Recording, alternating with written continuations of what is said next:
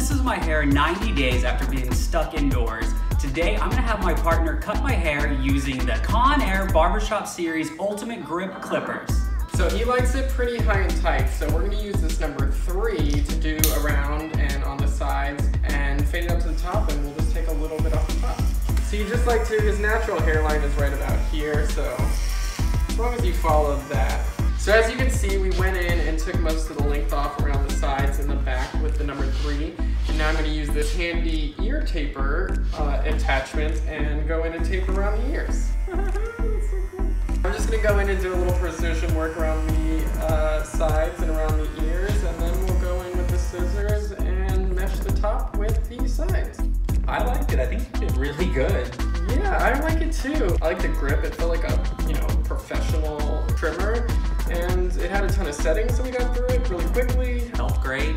It went fast. I mean, what more do you want from a haircut?